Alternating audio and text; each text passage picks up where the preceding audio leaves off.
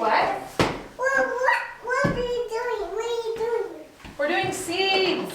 We're planting our garden.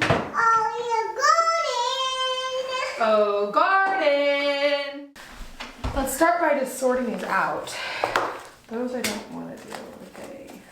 Oh, fun. These didn't go well. What are you doing? I am sorting these out by what they are. Planting season is my favorite time of year, and this week I am starting hundreds of little seedlings for my garden. Yeah, that's a pumpkin. A pumpkin? Okay, we are not starting our squash yet, and we're not going to start sunflowers yet. Because I don't want to. Okay, we will start Gomphrena. We will start zinnias and basil. Okay, those are a question mark. Those are not a question mark. These are definite. These are definite. Okay, how exciting. We got lots to start here today.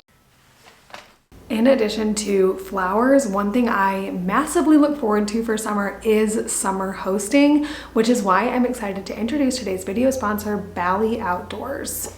Bali Outdoors are the creators of this 42-inch propane fire pit table. It is a table that fits amazingly with the patio sofa that we already own, and it is a dining table, and then you can lift up a little piece in the center and turn it on to have a nice, lovely propane fire on the table, which is so lovely for hosting. You can set out all of your pretty fun summer hosting stuff.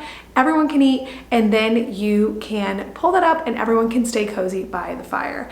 I am so looking forward to this whenever it becomes summer and we have more people over. Like I said, this is a 42-inch table, so it's plenty big for 4 or 5 guests. They can have their drinks on it. Everyone can eat at it. It also has powerful, even heat. It has 50,000 BTU output, so it is designed to last a long time and put off this even, lovely heat that everyone can enjoy. It is crafted with a good frame, so it is safe and it is durable. It has weather resistance, and like I already mentioned, it fits really well with the patio furniture that we already have, which is huge for me because I didn't want to have to replace everything in order to have this fire pit table around, and you won't have to either. If you are looking forward to summer hosting, I know that you guys will love this fire pit table just as much as we do. This is the upgrade that your hosting events and your backyard has been looking for. Make sure to head to the link in my description to order your own Bali Outdoors fire pit table. Thanks so much to Bali Outdoors for sponsoring today's video. My cut flower garden is one of the most defining parts of summer for me. I absolutely love summer, and I just picture zinnias and basil and sundresses and pizza ovens and popsicles and fireworks for the 4th of July. But definitely the thing I get most excited about is my cut flower garden. So the day that I actually get to start it is so exciting to me. Basically, every single thing that I know about flower growing and especially seed starting was taught to me by Florette.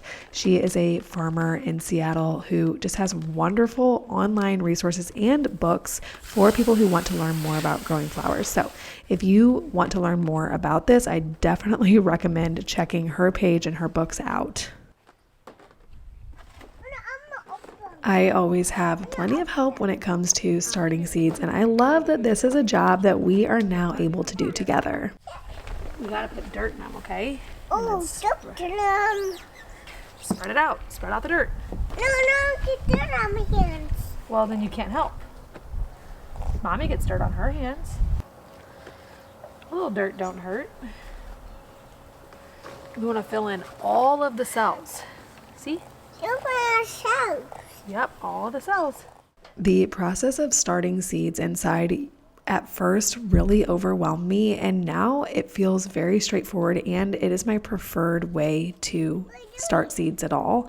I find that the weed pressure and the pressure from birds eating my seeds is much lower whenever I put established plants out into the garden. So that is just the way that I like to do it and works really well for our gardening plot.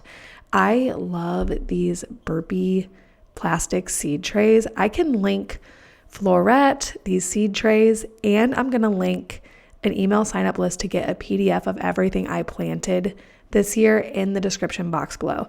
I feel like rather than listing off, maybe like 30 different seeds that I started, it would be better for those to just go download that if you are interested in exactly what I have planted this year. It is really important for me to keep a record of each variety that I have planted and where it is planted. I like to know which varieties perform best in my yard year over year, so I like to kind of keep track of that. The way that I have always labeled my trays is I number the tray 1 through 8 because I started 8 trays, and I put the tag in the top left corner, and then on my phone I have a note that's all the seeds I started, and it says like tray 1, zinnias, scabiosa, queen lime orange. That is the easiest way I have found to not have a bunch of different tags with names on them, but also keep a really good record of what is in each tray.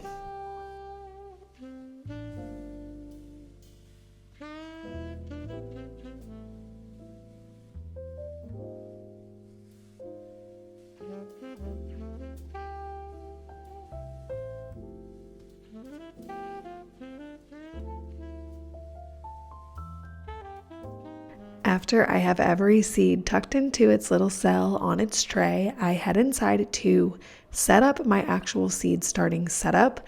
I use a wire shelving rack, I think this was from Target, with some LED shop lights that are the same width as the shelf. And then I also use heat mats. The setup of this is one where you have to trust the process because it feels like a massive spider web of cords to get all the lights linked together and all the heat mats plugged in. And I usually require my husband's help to get it all set up. But then once it's set up, it's a very cozy little home for your seedlings until they are ready to go outside.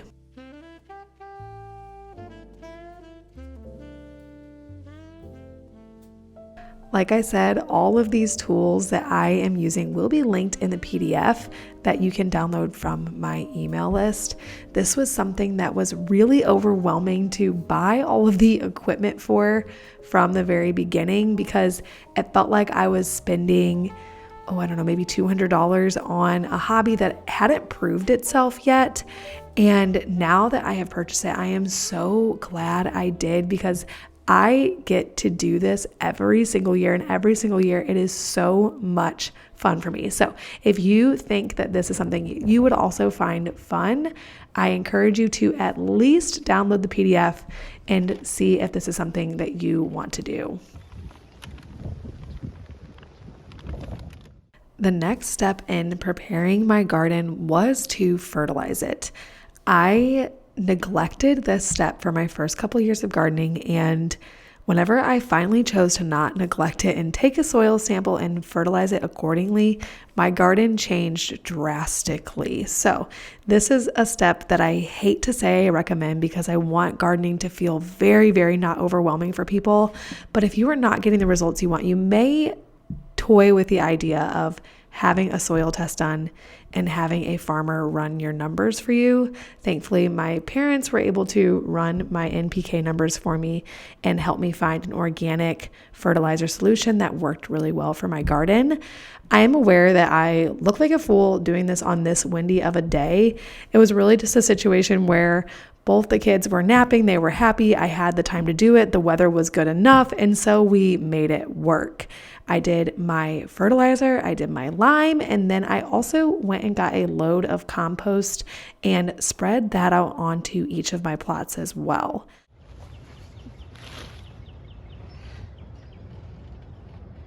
I am really hoping that I didn't get overly ambitious with my garden size this year. What you guys are seeing in these clips is just one section of 4 sections. So this is my slightly smaller plot. I have one identical to this size, and then I have two that are slightly more large than this one. So I'm hoping that I can manage it all summer. If not, the worst that happens is we have a slightly chaotic garden, which I do find beauty in that as well. So this is the biggest garden I've ever had, and hopefully I'll have a more productive flower season than I've ever had before because of that. Once I got all of the fertilizer and compost applied, I just tucked my garden back away under its landscaping fabric, and that was probably the most intense workday that I'll have until planting actually comes. But by that I mean transferring the seedlings outside. I have a couple of tasks I need to get done over the coming weeks, some that I'll share with you, but for the most part, this was the most work-intensive week of starting seeds and getting the garden all ready to be planted later this summer. I will, of course, be keeping my little seedlings alive that I have started. It is really quite simple. All I do is I watch them to make sure that they have germinated, which, good news, a lot of them did. And then I keep them on their heat mats and just make sure that they are getting plenty of water. You never want your seedlings to dry out because they definitely need water to germinate and grow, and they go through it at a pretty fast rate in their trays. So I just am watering from the bottom of the trays about every other day or so and making sure that all of my little seedlings stay healthy until it's time to get them outdoors.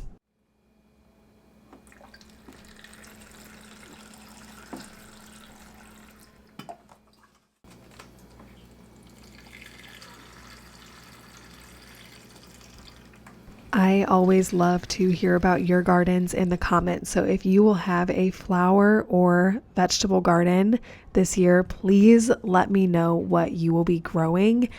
I have learned a lot from you guys. And if you download my list, make sure to let me know if we are growing any of the same things. Like I said, a lot of those resources will be linked in a PDF and on that email, which you can access in the description box below.